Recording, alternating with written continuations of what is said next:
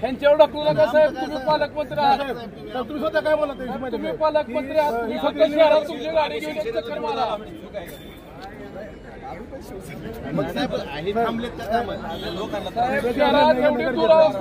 साहेब तुम्ही फिरून बघा अवस्था स्वच्छता नाही शहरामध्ये रस्ते सगळे खोटेमुळे झाले तर आमची गाडी सरकार आमची एक ग्रस्त किती असं तर दाखवा आम्ही जर असं वागलो ते आमदार होतं त्यावेळेस एक ग्रस्त किती असं नाही धडाधड धडाधड नारळ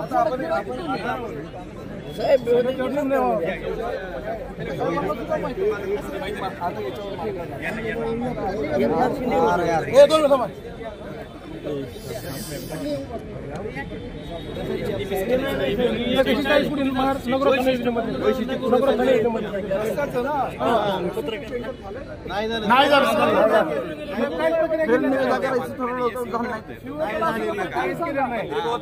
मंत्री महोदय काय होतंय आता ही स्थगिती 18-19 महिने होऊन 19 महिने होऊन काम होत नाही आणि पडलेल्या रस्त्याला आम्हाला जबाबदार धरा माझं काय म्हणणं आहे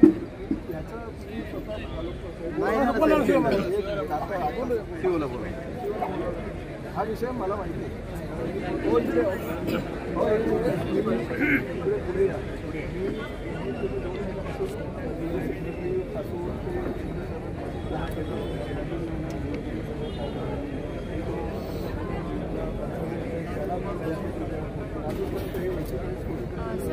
काल कन्सल्टंट आले होते माझ्याकडे त्यांच्यामध्ये काही आपल्या अटीशर्तीचे चेंजेस होते मला बघा कुठल्याही परिस्थितीमध्ये तुम्हाला उद्याच्या उद्या नाही माझं असं म्हणणं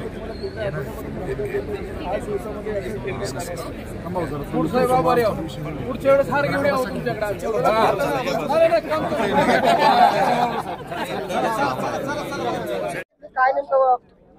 धाराशिव शहराला नगरोत्थान अंतर्गत जवळपास 140 कोटी रुपये मागील 18 महिन्यापासून मंजूर आहेत, परंतु रस्त्याची कामे जाणून केली जात नाहीत।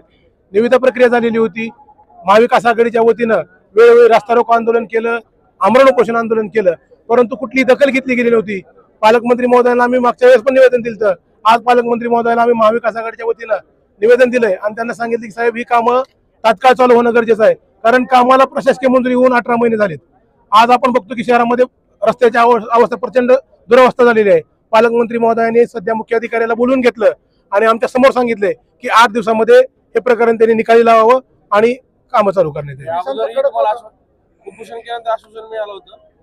पालकमंत्र्यांनी उपोषणाच्या वेळेस आम्हाला आश्वासन दिलं होतं की सदरील कॉन्ट्रॅक्टरला बोलवून खासगी वाटाघाटीनं अंदाजपत्रकाद्वारे त्याला काम वितरित करण्यात येईल, अन्यथा फेरनिविदा करण्यात येईल, परंतु त्यांनी सांगितल्यानंतर कुठलीच प्रक्रिया झाली नव्हती। म्हणून त्यांना आम्ही परत एकदा आठवण करून देण्यासाठी या ठिकाणी महाविकास आघाडीच्या वतीने निवेदन दिलं। या ठिकाणी पोलिसाचा एवढा बंदोबस्त होता, जणू काही अतिरेकी आलेत। सर्वसामान्य लोक पालकमंत्र्याला आणि सरकारमध्ये दुवा असतात म्हणून त्याला निवेदन देण्यासाठी येतात, परंतु या ठिकाणी पोलिसांनी निवेदन देताना विनाकारण धक्काबुक्की केली। आज हैदराबाद मुक्ती संग्राम दिवस आहे। या निमित्ताने आज आम्ही धाराशिव शहरवासियांची व्यथा आपल्या जिल्ह्याचे पालकमंत्री प्रतापजी सरनाईक यांच्याकडे मांडण्यासाठी महाविकास आघाडीच्या वतीने आलेलो होतो आणि धाराशिव शहरामध्ये गेली 1.5 वर्ष झाले 140 कोटी रुपयांचे विविध रस्ते आणि नाल्यांचे जो विकास निधी सत्ताधाऱ्यांनी यांच्या भांडणामध्ये अडवून ठेवलेला आहे। तर याबाबत आम्ही उपोषण केलेलं आहे, विविध आंदोलनं केलेले आहेत। जनतेला इथला त्रास होत आहे, पालकमंत्र्यांना याची जाणीव आहे आणि आम्ही त्यांना वारंवार त्यांनी आम्हाला मागच्या उपोषणाच्या वेळेस आश्वासन दिलं होतं की हा प्रश्न मार्गी लावून तातडीने कामे चालू करण्यात येतील, परंतु अद्यापही कामे सुरुवात केलेली नाहीयेत। त्यासाठी आज आम्ही परत एकदा निवेदन देण्यासाठी आणि पालकमंत्र्यांना अवगत करण्यासाठी आलेलो होतो। पालकमंत्री महोदयांनी मुख्याधिकारी यांच्याकडून आता तोंडी माहिती घेऊन त्यांना तोंडी सांगितले की उद्याच्या उद्या ही निवेदनाच्या कंत्राटाची प्रक्रिया सुरू करावी। परंतु आम्हाला इथं खेदानं म्हणावंसं वाटतं की इथं जनतेचे प्रश्न, या जिल्ह्याचं ठिकाण आहे धाराशिव, आज हैदराबाद मुक्ती संग्राम दिवस आहे आणि आज आम्ही जनतेचे प्रश्न मांडण्यासाठी इथं आलेलो आहोत। पण आपण पाहताय पालकमंत्र्याच्या कडेला जवळपास 50 पेक्षा जास्त पोलिसांचा गराड आहे। सर्वसामान्य शेतकरी नागरिक इथं व्यथा मांडण्यासाठी आलेले आहेत, पण तो नागरिकांना ते पोलिसांचा म्हणजे वेढा मोडून तिथं जावं लागत आहे। तर या गोष्टीचा खेद व्यक्त करतो मी। निवेदन ही वस्तुस्थिती आहे। गेल्या अनेक महिन्यांपासून मुख्यमंत्री पदावर असताना आदरणीय एकनाथ शिंदे साहेबांनी 140 कोटी रुपयाचा निधी नगरविकास खात्याच्या माध्यमातून मंजूर केला होता, परंतु त्यानंतर त्या निधीचा विनियोग चांगल्या गोष्टींसाठी होण्याच्या ऐवजी इथल्या काही ठेकेदार मंडळींनी ते वेगळ्या प्रकारे तो निधी कुठेतरी नेण्याचा प्रयत्न केला। तो निधी ज्या पद्धतीने 140 कोटी रुपये छत्री काढणारे मंजूर करण्यात आला, त्याऐवजी त्या ठिकाणी अभाव टेंडर भरण्यात आलं, जेणेकरून नगर परिषदेची आर्थिक तरतूद नसताना सुद्धा नगर परिषदेला 30 ते 40 कोटी रुपयाचा भुर्दंड होणार होता।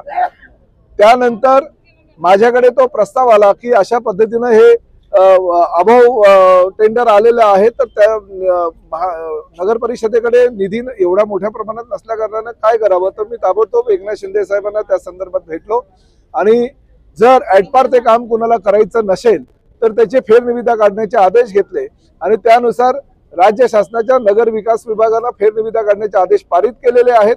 नवीन इस्टिमेट तयार झालेला आहे आणि त्या नवीन इस्टिमेटनुसार आता तांत्रिक स्तरावरती मंजुरी होईल आणि तांत्रिक स्तरावर मंजुरी झाल्यानंतर ताबडतोब 15 ते 20 दिवसामध्ये त्याची निविदा प्रक्रिया होईल आणि ॲटपार जर कोणी ठेकेदार काम करायला तयार असेल तर त्या ठेकेदाराला ते काम देण्यात येईल, परंतु पावसाळ्यानंतर ताबडतोब त्या कामाला सुरुवात करण्याचे आदेश मी सीओ धाराशिव यांना दिलेले आहेत आणि त्या माध्यमातून लवकरात लवकर त्या कामाला सुरुवात होईल।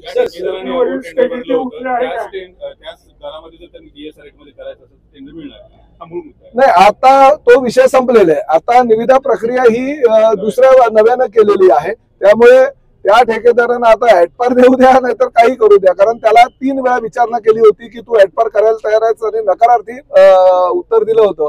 त्यामुळे ही फेरनिविदा झालेली आहे आणि फेरनिविदेमध्ये प्रत्येकाला निविदा भरण्याचा अधिकार आहे। जो कोणी निविदाकार त्यामध्ये पात्र होईल, परंतु तो ॲटपार दराने जर काम करायला तयार होईल तरच त्याला ते काम देण्यात येईल।